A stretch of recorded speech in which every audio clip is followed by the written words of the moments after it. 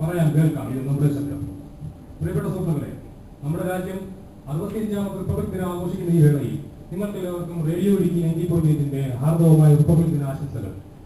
Republic ദിനത്തോടനുബന്ധിച്ച് സന്ദേശം നൽകാനായിട്ട് നമ്മുടെ സ്റ്റേഷൻ ഡയറക്ടർ എത്തിയിട്ടുണ്ട്. അദ്ദേഹം നിങ്ങളോട് സംസാരിക്കുന്നതാണ്. നമസ്കാരം.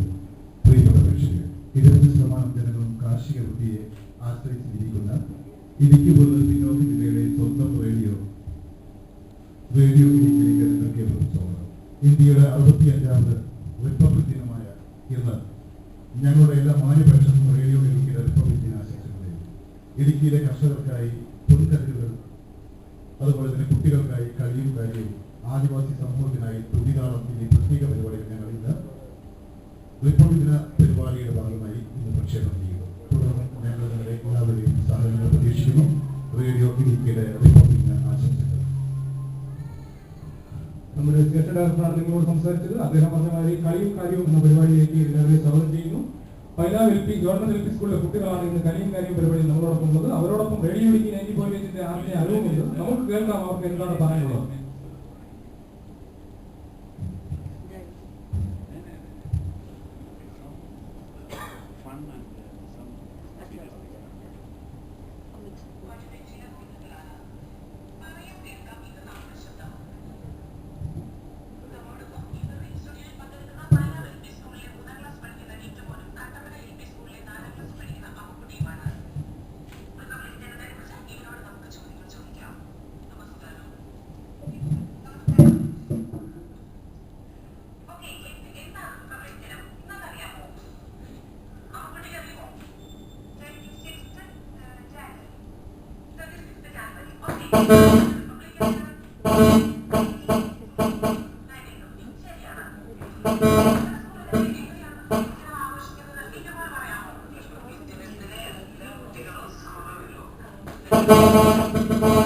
I think someone's mobile.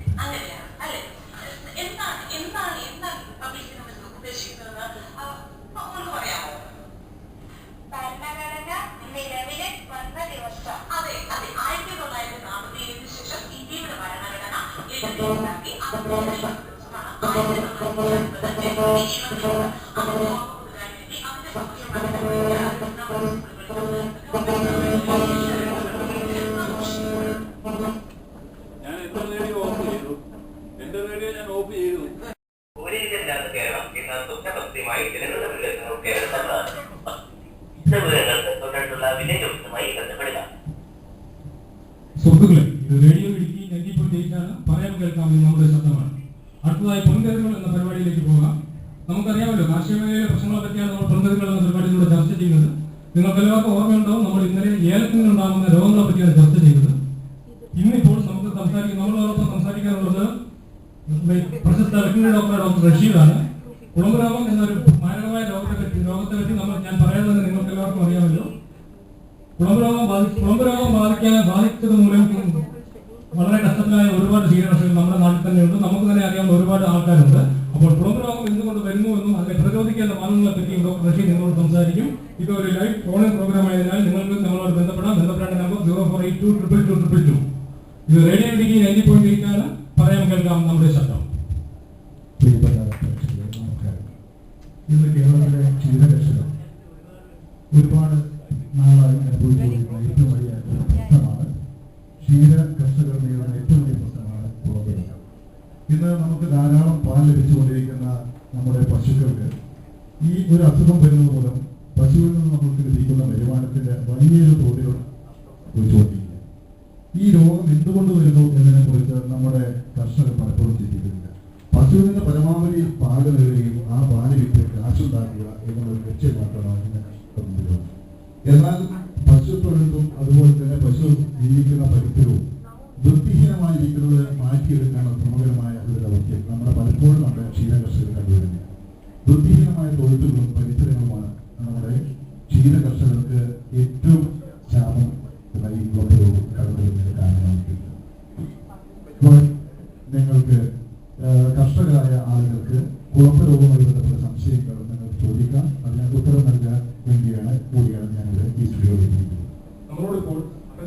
ക്ഷീരകർഷകനായ Devdas ചേട്ടനുണ്ട്. ചേട്ടൻ എന്താണ് സംശയം ഡോക്ടറോട് ചോദിക്കാമെന്ന് ചോദിക്കും.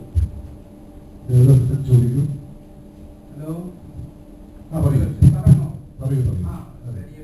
സംസാരിക്കുകയാണ്. ഞാൻ സാറേ ഇടുക്കിയിലെ പൈനാട് എന്ന സ്ഥലത്തെ ഒരു ചെറിയൊരു കർഷകനാണ്. എനിക്കൊരു 8 പശുക്കളുണ്ട്. ഞാൻ വളരെ വർഷമായിട്ട് പശു വളർത്താൻ എൻ്റെ ഉപജീവനമെന്ന് പറയുന്നത്. പക്ഷെ എനിക്കൊരു ചോദ്യം എന്ന് പറയുന്നത് പലപ്പോഴും ഇങ്ങനെ കിട്ടുന്ന നാട്ടിനെയും ഞങ്ങളെയൊക്കെ വിഷമിപ്പിക്കുന്ന ഒരു പ്രശ്നം ഈ കുളമ്പ് രോഗമാണ്. എൻ്റെ ഒരു സംശയം, ഈ കുളമ്പ് രോഗം ഒരു പകർച്ചവ്യാധിയാണോ? ആണെങ്കിൽ അതിനൊക്കെയുള്ള പ്രതിവിധി എന്താണ്? ഒരു പകർച്ചവ്യാധി എന്ന രീതിയിൽ നമ്മൾ ഈ രോഗത്തെ കാണുന്നില്ല. നിങ്ങളെ വളർത്തുന്ന തൊഴുത്ത് കോൺക്രീറ്റ് ചെയ്ത തൊഴുത്താണ്, നിലം കോൺക്രീറ്റ് ചെയ്താണോ? പകുതി മാത്രമേ കോൺക്രീറ്റ് ചെയ്തിട്ടുള്ളൂ, പകുതി ഒരു തീർച്ചയായും നിങ്ങളെ പകുതി കോൺക്രീറ്റ് ചെയ്ത ഒരു തൊഴുത്തിനകത്ത് പശുവിന്റെ മൂത്രവും അതുപോലെ ചാണകവും ഒക്കെ നിന്ന് മറ്റു ഭാഗങ്ങൾ അടിയിലിട്ടുള്ളൂ.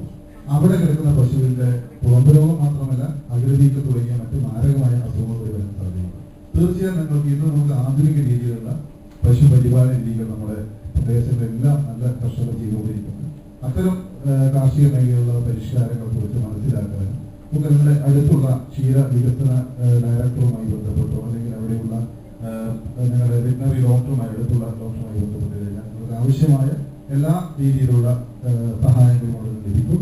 തീർച്ചയായും നമുക്ക് ഈ കുളമ്പ് രോഗം മാറ്റിയെടുക്കാൻ വേണ്ടിയുള്ള കുളമ്പ് രോഗം നിയന്ത്രണ വിധേയമാക്കുന്നതിന് വേണ്ടിയുള്ള മാർഗങ്ങളെ കുറിച്ചാണ് നമുക്കിപ്പോൾ പറയാൻ കഴിയുന്നത്. രോഗം വരാതിരിക്കുന്നതാണ് രോഗം ഉണ്ടായിത്തീരുന്നതിനേക്കാൾ നല്ലത്. അതുകൊണ്ട് തീർച്ചയായും രോഗം വരാതിരിക്കാനുള്ള ഒരു സാഹചര്യങ്ങളും അതിന് വേണ്ട മുൻകരുതലുകൾ ഓരോ ക്ഷീരകർഷകരും എടുക്കുന്നത് വളരെ നന്നായിരിക്കും. അത് നമ്മുടെ തൊട്ടടുത്ത വെറ്റിനറി ഡോക്ടറുമായി ബന്ധപ്പെട്ട് കഴിഞ്ഞാൽ അതിനുള്ള ഉപദേശങ്ങൾ ലഭിക്കും.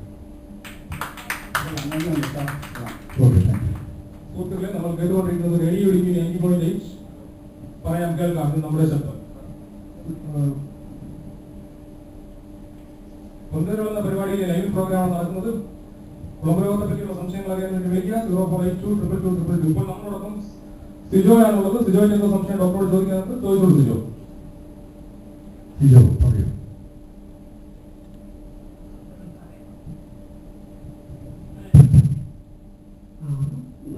സാറേ, എനിക്ക് കുളമ്പ് രോഗത്തെ കുറിച്ചൊരു സംശയമാണ്.